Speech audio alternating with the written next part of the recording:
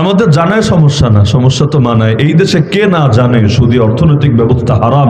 এই দেশে কে না জানে মদের লাইসেন্স দেওয়া হারাম?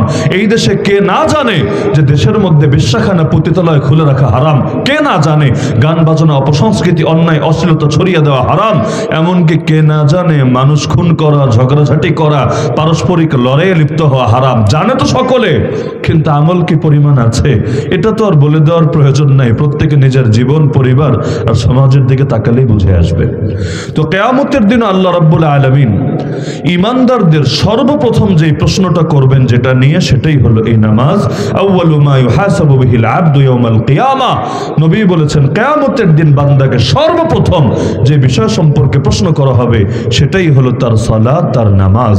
হ্যাঁ, এখন আবার এটা ভেবে লাভ নেই যে হুজুর সর্বপ্রথম প্রশ্ন যদি নামাজ নিয়ে হয় তাহলে হিন্দু, খ্রিস্টান, বৌদ্ধ ওদেরকে নামাজের প্রশ্ন করে কি হবে? ওদের তো ইমানই নাই। আর ইমান না থাকলে নামাজ থাকলেই কি আর না থাকলেই কি? ওদেরকে তো আর প্রশ্নোত্তরের কোনো প্রয়োজনই নাই। কাফের, মুশরিক, বেঈমান, নাস্তিক যেগুলো আছে এগুলো তো বিনা হিসাবে জাহান্নামী। আলাদা করে আমলেরা হিসাব নিকাশের কি আছে? গাছের যদি গোড়াই কাটা থাকে ডালপালা নিয়ে আর ফিকির করে কি হবে? তো যার ইমান নাই তার তো আর কোনোদিন মুক্তির পথ খোলা নাই। মুক্তির পথ খোলা আছে ইমানদারদের। কিন্তু এখন জান্নাতে ডাইরেক্ট যাবে না কিছুকাল জাহান্নামে হালকা পাতলা ট্যুর দিয়ে যাবে, এটার জন্যই তো দীর্ঘ প্রশ্নোত্তর হবে। তো সেই প্রশ্নোত্তরের ভেতরেও আল্লাহ সর্বপ্রথম প্রশ্ন করবেন কি নিয়ে? অথচ আমাদের দেশে মনে হয় সবচাইতে বেশি গাফলতি নামাজ নিয়ে। জুমার দিকে তাকালে বুঝে আসবে না যে গাফলতি কি পরিমাণ আছে। ফজরের নামাজের দিকে তাকালেই মাশাআল্লাহ সেই রকম বুঝে আসবে যে আমাদের দিনদারির লেভেলটা কোন পর্যায়ে আছে। বাস্তবতা হলো যাদেরকে দেখতে শুনতে দিনদার মনে হয়, যেগুলো দেখতে শুনতে কাফেরের মতো রাখেন না, যাদেরকে দেখতে শুনতে দিনদার মনে হয়, কথায় কথায় বিভিন্ন আরবি শব্দ মুখ থেকে বের হয়, এই রকম মানুষগুলো দেখবেন অধিকাংশ ফজরের ব্যাপারে গাফেল রয়ে যায়। আল্লাহ তাআলা আমাদের মুরব্বীদেরকে নেখায়াত দান করুন। এই মুরব্বীরা যদি না থাকতো বাংলাদেশের অধিকাংশ মসজিদে ওই ইমাম আর মুয়াজ্জিন সব মিলেই নামাজ পড়ে ফেলতে হতো। না হলে আপনি দেখেন আধা কাতারও যদি ভরে, এর মধ্যে জুয়ান কয়জন আছে, মুরব্বী কয়জন আছে? আলহামদুলিল্লাহ মুরব্বীদের দ্বারা ফজরে কিছুটা হলেও তা মসজিদে লোক সংখ্যা কিছুটা হয়, না হলে আল্লাহর গজব হয়তো অবধারিত হয়ে যেত আমাদের জন্য। অথচ হাদিসের মধ্যে আছে মান সাল্লা সুবহা ফাহুয়া ফি জিম্মাতিল্লাহ, যে ব্যক্তি ফজরের নামাজ আদায় করে সে আল্লাহর নিরাপত্তায় থাকে। দুনিয়ার কারো নিরাপত্তা না, গোয়েন্দা সংস্থার নিরাপত্তা না, রাজনৈতিক দলের নিরাপত্তা না, অমুক তমুকের নিরাপত্তা না, আল্লাহর নিরাপত্তা। আর বান্দাকে যদি আল্লাহ নিজে নিরাপত্তা দিয়ে দেন, ওই বান্দার আর পৃথিবীতে কিছুই লাগে না। এমনকি সকালের জন্য, সকাল বেলার সময়ের জন্য আল্লাহ নবীর আলাদা দোয়া আছে। নবীজি বলেন আল্লাহুম্মা বারিক লি উম্মতি ফি বুকুরিহা, হে আল্লাহ আমার উম্মতের জন্য সকাল বেলার টাইমে বরকত দিয়ে দেন। দুপুর নিয়ে দোয়া নাই, বিকাল নিয়ে দোয়া নাই, সন্ধ্যা নিয়ে দোয়া নাই, দোয়াটা সকালের জন্য। হে আল্লাহ আমার উম্মতের জন্য, আমার উম্মত সেই উম্মত যেই হোক, তার বাড়ি মক্কা মদিনাই হোক, তার বাড়ি তারেল কিশোরগঞ্জেই হোক, যেখানেই হোক, হে আল্লাহ আমার উম্মতের জন্য সকাল বেলার টাইমে বরকত দিয়ে দেন। যেই সাহাবী নবীজির থেকে হাদিসটা শুনেছেন এবং বর্ণনা করেছেন, তিনি বলেন ব্যক্তি জীবনে আমি ছিলাম ব্যবসায়ী, কিন্তু ব্যবসা নিয়ে ভালোই পেরেশানিতে ছিলাম। যেদিন নবীর জবান থেকে হাদিসটাই দোয়াটা শুনলাম, আমার দিল বলল, যদিও নবী দোয়াটা আমার জন্য আলাদা করে করেন নাই, করেছেন গোটা উম্মতের জন্য, কিন্তু আমিও তো উম্মতের একজন সদস্য, তাহলে নবীর দোয়াটা নেওয়ার একটু চেষ্টা আমিও করে দেখি। তিনি নিয়ত করে ফেললেন যে যেহেতু আমি ব্যবসায়ী, এখন থেকে ব্যবসার যত কাজ আছে আমি সব কাজের সূচনা করব সকাল বেলায়। আমরা যেমন ব্যবসার দোকানপাট খুলি কয়টায়, কোনো এলাকায় 9টায়, কোনো এলাকায় 10টায়, কাজই শুরু হয় মোটামুটি একটু বেলা হওয়ার পরে। তো তিনি বললেন না, সিরেফ নবীর দোয়া পাওয়ার জন্য, অন্য কোনো কারণ নাই, নবীর দোয়া পাওয়ার জন্য আমি নিয়াত করলাম আমি আমার ব্যবসায়িক কাজ শুরু করব একদম ভোরবেলায়, একদম সকালে। আলহামদুলিল্লাহ তিনি অনেক পরে গিয়ে, বার্ধক্যেও গিয়ে তিনি সাক্ষ্য দিয়েছেন, ওই যে নবীর একটা দোয়ার বরকতে আল্লাহ আমাকে এমন বরকত দেওয়া দিয়েছে, সব যাকাত সদকা সব দেওয়ার পরেও আমার সম্পদ রাখবো কোথায় এটাই আমার মাথায় ধরছিল না। খালি একটা দোয়া লেগে গেছে, একটা দোয়া, যে সকালবেলার টাইমে বরকত। এই যে মাদ্রাসায় এসে আপনি খোঁজ নেন, যে কোনো মাদ্রাসা, বাংলাদেশের যে কোনো কওমি মাদ্রাসায় খোঁজ নেন, এই যে প্রতি বছর হাজার হাজার হাফেজ তৈরি হচ্ছে না আলহামদুলিল্লাহ। যাদের কারো বয়স 7, 8, 9, 10 এরকম বয়সও তো আলহামদুলিল্লাহ অনেকে হাফেজ হচ্ছে। আপনি খালি খোঁজ নিবেন যে হাফেজ হওয়া বাচ্চাগুলো হিফজটা কখন করেছে, উস্তাদকে নতুন নতুন যে পৃষ্ঠাগুলো সে মুখস্থ করেছে কোন টাইমে শুনিয়েছে। আপনি খোঁজ নিয়েন, প্রতিটা মাদ্রাসায় কমন জবাব পাবেন যে হয়তো বলবে ভোরবেলায়, অথবা যারা আরো অ্যাডভান্স তারা বলবে ফজরের আজান হওয়ার আগেই আলহামদুলিল্লাহ মুখস্থ কমপ্লিট হয়ে গিয়েছে। তাহলে যেই সময় আমরা থাকি ঘুমে, আরে মানুষ তো অবাক হয়, 7 বছরের বাচ্চা সিনার মধ্যে আস্ত কালাম ঢুকলো কিভাবে, 10 বছরের বাচ্চা 30 পারা কোরআন মুখস্থ করলো কিভাবে। তারপরও সুবহানাল্লাহ এমন বাচ্চাও বাংলাদেশে হাজার হাজার না, আমার ধারণা লাখের উপর আছে, এক বসায় পুরো কোরআন সরিয়ে নিয়ে দিতে পারবে, এক বসায়। আর ইয়াত তো এভাবেই রাখা দরকার, কারণ হাসরের ময়দানেও আল্লাহ বলবেন হাফেজ কোরআনকে, ইউকালু লিসাহিবিল কোরআন ইকরা ওয়ারতাকি ওয়ারাত্তিল কামা কুনতা তুরাত্তিলু ফিদ দুনিয়া ফাইন্না মানজিলাতাকা ইনদা আখির আয়াতিন তাকরাউহা। সেদিন বলা হবে কোরআনের হাফেজকে, পড়তে থাকো আর উঠতে থাকো, একটা করে আয়াত পড়বা, এক ধাপ উপরে উঠবা, ওই লিফটের মতো আর কি, পড়বে আর লিফট উপরে চলতে থাকবে। আল্লাহ বলবেন তাড়াহুড়ার কিছু নাই রে বান্দা, দুনিয়ায় যেভাবে ধীরস্থির ভাবে পড়তি আজকেও সেভাবে ঠান্ডা মাথায় ধীরস্থির ভাবে পড়, তুই সর্বশেষ যেই আয়াতে গিয়ে থামবি সেটাই হবে তোর জান্নাত। আমরা সবাই ফজিলত পাবো ইনশাআল্লাহ। বলবেন কিভাবে হুজুর, আমরা সবাই কি হাফেজ? হ্যাঁ, আপনারা সবাই হাফেজ আলহামদুলিল্লাহ। 30 পারা না হলেও 30 আয়াতের হাফেজ তো অন্তত, 30 পারা না হলেও 10 সূরার হাফেজ তো অন্তত। নাকি এক আয়াতের হাফেজ নাই এমন কেউ আছেন নাকি? তারাইলে এমন কেউ থাকার কথা না যে হুজুর আমার এক আয়াতের হিফজ নাই। সূরা ফাতিহা সবাই পারেন না?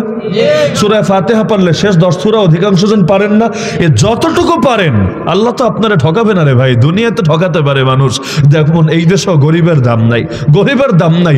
এখানে রাজনীতিও চলে এলিটদেরকে দিয়ে, দেশ গড়া সংস্কারের আলাপ আসলেও সব হয় এলিটদেরকে দিয়ে। ওই এলিটরা ছুটবে যেদিকে, আমরা গরিবরাও ছুটতে হবে সেদিকে। আমাদের মত কবে শোনে কে, আমরা কি চাই সেটা দেখে কে? না হলে এই দেশে নাস্তিকদের কথার এত দাম বাড়লো কিভাবে, বামদের কথার এত দাম বাড়লো কিভাবে, অথচ দেশের অধিকাংশ মানুষ ইসলামকেই দিলে মনে প্রাণে ভালোবাসে। এই দেশের অধিকাংশ মানুষ ব্যক্তিগত জীবনে যাদের আমলে দুর্বলতা আছে তারাও বিশ্বাস করে দুনিয়ার সব আইনে ভুল থাকতে পারে, আল্লাহর আইনে ভুল থাকতে পারে না। দুনিয়ার সবাই ঠকাতে পারে, আল্লাহ কখনো তার বান্দাকে ঠকাতে পারে না। আপনি প্রতিটা গ্রামে গ্রামে গিয়ে জিজ্ঞেস করেন যে এই দেশের আইন, আল্লাহর আইন দিয়ে বিচার হয়, আল্লাহর আইন দিয়ে শাসন হয়, তোমরা খুশি না নারাজ? এক একটা এলাকায় গিয়ে জিজ্ঞেস করেন, আমি গ্যারান্টি দিয়ে বলবো দিলে মোহর পরা হাতে গোনা কিছু পচা গান্দা বাদ দিলে অধিকাংশ মুসলমানই বলবে না ব্যক্তি জীবনে আমার ত্রুটি থাকতে পারে, কিন্তু আমি বিশ্বাস করি আল্লাহর দেওয়া বিধানের চাইতে সুন্দর কোনো বিধান হতেই পারে না। কিন্তু আমাদের কথার কি দাম আর ইসকনের কথার কি দাম, আমাদের কথার কি দাম আর শাহবাগীদের কথার কি দাম, আমাদের কথার কি দাম আর বামরামদের কথার কি দাম? তো বাস্তবতা এটাই, এই দেশের গরিব মানুষরে এখনো পর্যন্ত দাম দেওয়ার মানসিকতা ওদের ভেতর গড়ে ওঠে না। কিন্তু আল্লাহর কাছে কি আর এই ভাগাভাগি আছে নাকি? বরঞ্চ আল্লাহর কাছে তো আর গরিবের দাম বেশি। জান্নাতে আগে যাবে কে? যার মাল কম তার জান্নাত আগে। কেন? কামিয়েছে যেহেতু কম। এর মানে এটা না যে ধনীর সাথে আল্লাহর শত্রুতা আছে, আল্লাহ দুশমনী আছে। আরে শত্রুতা থাকবে কেন? তাকে মাল দিয়েছে কে? আল্লাহ না দিলে কোনো বাপের বেটার ক্ষমতা আছে মালের মালিক হবে? আরে যদি নিজের ইচ্ছাই মালিক হওয়া যেত একজনও হয়তো গরিব থাকতো না দেশে। সবারই তো মন চায় বড়লোক হতে, সবারই তো মনে চায় পয়সা কামাতে, কার মনে না চায় বলেন না? তো আল্লাহ রাব্বুল আলামিন তো মাল দিয়েছেন, তা আল্লাহর কেন দুশমনী থাকবে বান্দার সাথে? বাস্তবতা হলো জিনিস যেহেতু বেশি, হিসাবও তো বেশি। যার টাকা নাই তার কিসের হিসাব, যার পয়সা যত বেশি তার হিসাবও তত বেশি। এটা শুধু টাকার লাইনে সত্য না। একজন কথা বলে বেশি আর একজন কথা বলে কম। আমাকে বলেন জান্নাতে যাওয়া সহজ কার? যে কথা বেশি বলে তার। চায়ের দোকানে যারা ঘন্টার পর ঘন্টা আড্ডা মারেন একটু স্মরণ রাখবেন, ফেসবুকে যারা সারাদিন বসে বসে খালি এই সেই কমেন্ট আর কমেন্ট ফেক আইডি দিয়ে করতেই থাকেন, একবার শুধু স্মরণ করবেন প্রতিটা কথার জন্যই কিন্তু আল্লাহ আপনাকে জিজ্ঞাসা করবেন। তো কথা যত বেশি হবে জান্নাতে যাওয়া তত ঝুঁকিপূর্ণ হবে। সেই বুখারী শরীফে হাদিস আছে, কিয়ামতের দিন অধিকাংশ মানুষকে জাহান্নামে ফেলবে তাদের মুখের অযাচিত ফালতু কথা। ওয়াহাল ইয়াকুব্বুন নাসা ফিন নারি আলা উজুহিহিম আও ক্বালা আলা মানাখিরিহিম ইল্লা হাসাইদু আলসিনাতিহিম। কারণ কথা বলতে গেলে গীবত হয়, কথা বলতে গেলে মিথ্যা বের হয়, কথা বলতে গেলে গালিগালাজ হয়ে যায়, কথা বলতে গেলেই চগলখড়ি হয়ে যায়। আর কথা যত কম থাকে, কথা যত কম থাকে তত আমলের হিসাবটাও তত সহজ হয়ে যায়। এজন্য নবীজি বলেন, আরে আমার যেই উম্মত মাত্র দুইটা জিনিস হেফাজতের জামিনদার হবে, আমি নবী তার জন্য জান্নাতের জামিনদার হয়ে যাব। নবী যদি জান্নাতের জামিনদার হয় ঠকার কোনো আশঙ্কা আছে? নবী কিন্তু জান্নাতের মালিক না, জান্নাতের মালিক কে? তো জান্নাতের মালিক যদি আল্লাহ হয় তাহলে নবী জামিনদার হচ্ছেন কিভাবে? তার মানে এটা নবীর ডিসিশন না, এই ডিসিশন মূলত কার? মূলত আল্লাহর, জানাচ্ছেন তিনি। এজন্য নবী বলছেন মাত্র দুইটা জিনিস হেফাজতের ব্যাপারে গ্যারান্টি দাও, আমি জান্নাতের গ্যারান্টি দিতে হব তোমার জন্য। মাত্র দুইটা, নিয়ত করে ফেলেন আজকে থেকে এই দুইটা হেফাজত করবই করবো ইনশাআল্লাহ। এক নম্বর জিনিসের নাম হলো জিহ্বা, ছোট একটা জিনিস। এক নম্বর জিনিসের নাম জিহ্বা, দুই নম্বর জিনিসের নাম লজ্জাস্থান। এই দুইটার মধ্যেও লজ্জাস্থান হেফাজত তুলনামূলক সহজ, কিন্তু জিহ্বা হেফাজত অনেক অনেক অনেক অনেক বেশি কঠিন। কিন্তু এই দুইটা যদি হেফাজতের গ্যারান্টি দিতে পারেন, নবীজি আপনার জন্য জান্নাতে জামিনদার হয়ে যাবেন। নিয়ত করা যাবে তো ইনশাআল্লাহ। এমনকি হাদিসে এটা বলা হয়েছে, প্রকৃত মুসলমানকে আল মুসলিমু মান সালিম আল মুসলিমুনা মিন লিসানিহি ওয়া ইয়াদিহি। আর প্রকৃত মুসলমান তো সে যার জিহ্বা এবং হাত থেকে অন্য মুসলমানরা নিরাপদে থাকে। হাতের কথা পরে, জিহ্বার কথা আগে। হাতের কথা বললেন পরে, জিহ্বার কথা আগে। কেন? হাত দিয়ে মারলেও লাগে, জিহ্বা দিয়ে বললেও লাগে, দুই লাগা সমান না রে ভাই। হাত দিয়ে মারলে 2 দিন পর ব্যথা থাকে না, দাগও সেরে যায়। কিন্তু জিহ্বা দিয়ে অনেক কথা এমন আছে একবার বললে 20-30 বছর পরও কলিজায় রয়ে যায়। এজন্য নবী বলেন মুসলমান তো সে এক নম্বরে যার জিহ্বা থেকে, 2 নম্বরে যার হাত থেকে অন্য মুসলমানরা নিরাপদ থাকে। বাস্তবতা হলো আমাদের হাত আর জবান থেকে যেই হারে কাফেররা নিরাপদে থাকে ওই হারে মুসলমানরা নিরাপদে থাকে না। বরঞ্চ আল্লাহ যদি আমাদেরকে শুধু বান্দার হক নষ্ট করার জন্যই ধরে ফেলে, হয়তো অধিকাংশের আর জান্নাতেই যাওয়া লাগবে না। আল্লাহ হেফাজত করুন। তাহলে ইসলাম ইমানের পর সবচাইতে গুরুত্বপূর্ণ বিধানের নাম নামাজ। এজন্য মুয়াজ্জিন ডেইলি 5 বার আমাদেরকে স্মরণ করিয়ে দেয়, প্রতিবার আবার 2 বার করে, তার মানে 10 বার আমাদের কানে ঘোষণা পৌঁছিয়ে দেয়, হাইয়া আলাস সালার পরে হাইয়া আলাল ফালাহ, হাইয়া আলাল ফালাহ। ফালাহ মানে হলো সফলতা, কামিয়াবি, সাকসেস। আমাদেরকে প্রতিদিন 5 বার স্মরণ করায়, আরে কোথায় সফলতা খোঁজো তুমি? তোমার চাকরিতে সফলতা নাই, ব্যবসায় সফলতা নাই, খ্যাত খামারিতে সফলতা নাই, দোকানপাটে সফলতা নাই, তোমার ঘরে পরিবারে কোথাও সফলতা নাই। আরে পাগল, সফলতার খোঁজে তুমি দেওয়ানা।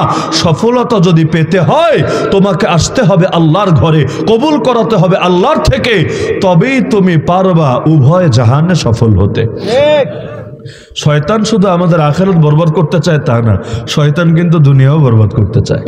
এজন্য শয়তানের কথা যারা শোনে দুনিয়ার সুখে থাকে না। বিগত দিনে যারা জুলুম করেছে খুব সুখে আছে না? এখন খুব সুখে আছে? আরে আমার বাড়ি সিলেট, আমি যদি এসে কিশোরগঞ্জে থাকা শুরু করি তাও তো আমার কাছে কেমন কেমন লাগবে। আমার পরিবার নাই, আমার আত্মীয় স্বজন নাই, আমার এই নাই সেই নাই। নতুন একটা জায়গায় গেলে একটা খাপ খেতে খেতে সেট আপ দিতে দিতেই তো বহুকাল চলে যায়। সেখানে কেউ কানাডায়, কেউ আমেরিকায়, কেউ ইন্ডিয়ায়। ওই জীবনে গিয়ে অভ্যস্ত হতেই তো বিশাল এক ব্যাপার। তাহলে দুনিয়ার মধ্যে সুখ আসলো কোথায়? যারা অনেক পয়সা কামিয়েছে কিন্তু 2 নম্বরই তরিকায় কামিয়েছে, সুখটা পেল কোথায়? যারা হারাম রিলেশনে আছে, ছেলে মেয়ে বিয়ে বহির্ভূত সম্পর্কের ভেতরে আছে। আরে সুখ কই রে ভাই? সুখ কই? না নামাজে মজা পায়, না জিকিরে মজা পায়, না তেলাওয়াতে মজা পায়। সবসময় শুধু দিলের মধ্যে এক ধান্দা ধান্দা ধান্দা শয়তান এমন ভাবে ঢুকিয়ে রাখে, ওইটাই তার জন্য আস্ত একটা জাহান্নামের মতো আযাবে পরিণত হয়ে যায়। তখন বাপরেও ভাল লাগে না, মায়েরও ভাল লাগে না, সারাদিন মেজাজটাও খিটখিটে হয়ে থাকে। আপনি দেখেন মানুষ যখন হারাম প্রেমে জড়ায় বাপ মায়ের সাথেও বেয়াদবি বেড়ে যায়। এমন এমনকি মানুষ যখন পরকীয়ায় জড়ায় স্ত্রী বোঝে কিভাবে, কারণ আচরণের মধ্যেই অটো পরিবর্তন চলে আসে। ওই শয়তান শুধু আখিরাত বরবাদ করে না, শয়তান আমাদের দুনিয়ারও বরবাদ করে ছাড়ে। আল্লাহ তোর এমনি দোয়া শিখান নাই, রব্বানা আতিনা ফিল আখিরা, আগে না ফিদ দুনিয়া হাসানা ও ফিল আখিরাতি হাসানা। ইসলাম এসেছে খালি আখিরাত গড়তে না, সবার আগে দুনিয়া গড়তে, এরপর আখিরাত গড়তে। তাহলে আল্লাহর যে বিধান এটা মানলে খালি আখিরাতে সুখ মেলে না দুনিয়াতেও সুখ মেলে? আমরা সফলতা খুঁজি কোথায়? অবাক করা ব্যাপার হলো, কেউ যদি আপনাকে ফোন দেয়, মোবাইলে কল বাজছে, ধরতে মনে চায় নাকি চায় না? নামাজের মধ্যেও দেখবেন অনেকে রিংটন বাজে নামাজের মধ্যে। কেন? আল্লাহর বান্দা ফোনের ব্যাপারে এত সিরিয়াস, নামাজের টাইমটাও ফোনটা বন্ধ করবে এটা তার দিল চায় না, অথবা তার খেয়ালেই থাকে না, মনেই থাকে না। এই যে ফোনের ব্যাপারে এত সিরিয়াস, ধরতে না পারলে উল্টা আবার কল ব্যাক করে না? বিশেষ করে যদি আত্মীয় স্বজন কল দেয়, কখনো এমন দেখবেন ওই যে যারা বয়স হয়ে গিয়েছে কানে কম শোনে, সুবহানাল্লাহ, এমন জোরে রিংটন দিয়ে সাউন্ড দিয়ে রাখে, এমন জোরে। যদি আপনি ঘুমিয়ে থাকেন, পাশে যদি তার মোবাইল, ছোট মরিচে ঝাল বেশি, মোবাইলের দাম হয়তো বেশি না, বাটন ফোন, কিন্তু সাউন্ড মাশাআল্লাহ মারহাবা। আপনি যদি পাশে ঘুমিয়ে থাকেন, এর মধ্যে যদি তার কল আসে, এমন জোরে আওয়াজ হবে আপনার মনে হবে না জানি ইসরাফিল আলাইহিস সালাম সিংহায় ফু দিয়ে ফেলেছে, এরকম লাফ দিয়ে আপনি ঘুম থেকে উঠে যাবেন। এরকম ভয়ঙ্কর আওয়াজ কেন দিয়েছে? একটা কলও মিস করা যাবে না, একটাও মিস করা যাবে না। তাও যদি কখনো এমন হয় বাথরুমে আছে বা কোথাও আছে, ধরতে পারে নাই, কি করবে? হায় হায় হায়, আমার নাতি 3টা কল দিছে, আমার পুতি 4টা কল দিছে, আমার বউ এতবার স্মরণ করেছে, পাগলের মতো হয়ে যতক্ষণ পর্যন্ত আবার সে কল ব্যাক না করে ভেতরে কেমন ছটফট লাগতে থাকে। এমন লোক আছে নাকি নাই? আছে নাকি নাই? আরে মুয়াজ্জিনও তো আমাকে রিংটন দেয় প্রতিদিন। মুয়াজ্জিন যে রিংটা দেয় নিজের পক্ষ থেকে দেয় না, কার পক্ষ থেকে দেয়? আজান মানেই ঘোষণা। আজান, আজান আরবি শব্দ, আজান অর্থই হলো ঘোষণা। মুয়াজ্জিন ডেইলি 5 বার ঘোষণা দেয়, কার পক্ষ থেকে? আল্লাহর পক্ষ থেকে ঘোষণা দেয়। আমাদের কাছে কল আসে, ওই কল রিসিভ করব দূরের কথা, রিসিভ করব দূরের কথা। আমার বাপের কলের দাম আছে, মায়ের কলের দাম আছে, বোন বউ সবার কলের দাম আছে। আল্লাহর কলটাই শুধু এতটা আমাদের কাছে অপ্রয়োজনীয় মনে হয় যে ব্যাক তো রিসিভ তো করে না, করেই না। যখন টের পায় তখন ব্যাক করার প্রয়োজন মনে করে না। উদাহরণ দিলে বুঝবেন, ফজরের সময় ঘুম ভাঙে নাই, ঘুম ভেঙেছে 8টায়, তো ভেঙেছে তো, মরজ তো আর নাই, কবর তো আর যাস নাই, ঘুম তো ভেঙেছে। তাহলে দুনিয়ায় যেমন কল মিস হয়ে গেলে দেখা মাত্র ব্যাক করিস, তাহলে 8টার সময় তোর ঘুমটা যখন ভাঙলো, উঠে নামাজটা অন্তত কাজা করিস না কেন? চিন্তার বিষয় না? নামাজটা কাজা করে না কেন? ফোন তো দেখা মাত্রই ব্যাক করে, তো নামাজটা অন্তত কাজা করে না কেন? আমাদের কার জিম্মায় কয় ওয়াক্ত নামাজ কাজা হয়ে আছে বলতে পারবেন কেউ? বলতে পারবেন? হিসাবই তো নাই। বাংলায় বলে না বাকির নাম, বাকির নাম ফাঁকি। এটাই তো হচ্ছে, জমতে জমতে ভাবটা এমন যে আল্লাহ অনেক ঋণ নিয়ে ফেলেছি তো, তোমার অনেক হক নষ্ট করেছি তো, থাক আর দরকার নাই, 2-1 ওয়াক্ত হলে নয়তো একটু টাইমরাই করতাম। অথচ যে কোনো আলেমের কাছে মাসালা জিজ্ঞেস করে, কারো জিম্মায় কাজা নামাজ আছে, কারো জিম্মায় কাজা নামাজ বাকি আছে, তার জন্য উত্তম কোনটা? নফল পড়া নাকি ধীরে ধীরে কাজাগুলো কমানোর চেষ্টা করা? যে কোনো আলেমকে জিজ্ঞেস করেন, কমন জবাব এটাই পাবেন, কমন জবাব এটাই পাবেন। তার জন্য উত্তম হলো ধীরে ধীরে ধীরে ধীরে ওই আল্লাহর হকটা আদায়ের চেষ্টা করা, ঋণটারে কমায় আনার চেষ্টা করা। অথচ দেখবেন শবে বরাত সারা রাত নফল পড়তে পড়তে দেওয়ানা, নাই এমন? শবে বরাত সারা রাত নফল পড়তে পড়তে দেওয়ানা, শবে কদর সারা রাত নফল পড়তে পড়তে দেওয়ানা। অথচ নিয়মিত যে আল্লাহর হকটা নষ্ট করে ওটা টেরও পায় না। আরে ফজর পড়ে নাই, জোহরে মসজিদে এসেছে, তখনও তার মনে পড়ে না একটু নামাজটা কাজা করে নেই, নামাজটা ফজরটা আদায় করে নেই। এভাবে জমতে জমতে এত জমা জমেছে, আল্লাহ যদি এক নামাজের জন্যই ধরে কয়জনের হিসাব দেওয়া সাধ্য আছে? অথচ নামাজের সাথে রবের রিজিকের ওয়াদা আছে। রিজিক লাগবে না আপনাদের? রিজিক ছাড়া চলবে জীবন? রিজিক মানে খেলে খাবার না। অনেকে ভাবে রিজিক মানে মনে হয় খাবার। রিজিক মানে হলো জীবনের উপকরণ। একটা জীবন খেলে খাবার হলেই চলে না, কাপড়ও লাগে, থাকার জায়গাও লাগে, চিকিৎসাও লাগে, সুস্থতাও লাগে, নিরাপত্তাও লাগে। একটা জীবনের জন্য যা কিছু লাগে, জীবন চলার যত উপকরণ আছে সবগুলোকেই এক শব্দে রিজিক বলে। না হলে আল্লাহ রিজিক দাতা মানে কি? আল্লাহ কি খাওয়ান দাতা? কাপড় দাতা আরেকজন, জায়গা দাতা আরেকজন, একজন? না, সবকিছুর দাতা একজন, তিনি কে? আল্লাহ। তো রিজিকের ওয়াদা আছে নামাজের সাথে। বলবেন কিভাবে? কোরআনের মধ্যে পাবেন। আল্লাহ নবীকে বলছেন, ওয়ামুর আহলাকা বিসসালাতি ওয়াসতাবির আলাইহা। হে নবী, আপনাকে দুটো আদেশ দিচ্ছি।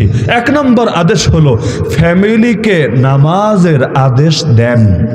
নিজে পড়েন আগে না, ফ্যামিলিকে নামাজের আদেশ দেন। এখানে যারা আছেন, আমি আপনাদেরকে নবীর একটা সুন্নাত স্মরণ করিয়ে দিতে চাই। বাচ্চার বয়স 10 হলে তাকে নামাজের জন্য শাসন করা নবীর সুন্নাত, এটা আপনারা জানেন না? বয়স 7 হলেই নামাজের আদেশ দিতে হবে, নবী বলে দিয়েছেন। 10 হলে খালি আদেশ না, খালি মুখের কথা না, নামাজ পড়ানোর জন্য তারা শাসন করতে হবে। কোন নামাজ? খালি জুম্মার নামাজ? কোন নামাজ? খালি ঈদের নামাজ? নবী তো ভাগাভাগি করেন নাই, তার মানে সব নামাজের জন্য। ফজরেও যখন উঠবেন তারা উঠায় দিবেন, যদি উঠতে না চায় হালকা। আবার ওই এমন মাইন না যে একদম হাড্ডি গুড্ডি ভাঙ্গা তারপর বেটা আর বিছান থেকে উঠতে পারে না, এমন মাইন না। হালকা শাসন, হালকা শাসন। 10 বছরের বাচ্চার উপর কি নামাজ ফরজ হয়? নামাজ তো ফরজ হয় বালেগ হলে। বালেগ হয়েছেন 10 বছরে কে? মানুষ, পুরুষ বালেগ হয় 12 থেকে 15, 12 থেকে 15 এর মাঝে। তাহলে বালেগ হওয়ার আগেই অভ্যাস করার জন্য 10 বছরের বাচ্চাকে পিটানোই যদি নবীর সুন্নত হয়, তাহলে 20 বছরের বাচ্চা, 30 বছরের বাচ্চা, 35 বছরের বাচ্চা, ওইগুলাই যে নামাজ পড়ে না, আপনার কি করা দরকার ছিল আর আপনি কি করছেন না খবর আছে? আপনি সারা দেশে নামাজ কায়েম করতে পারছেন না, মানলাম। কেন? আপনার ক্ষমতা নেই এখন, মানলাম।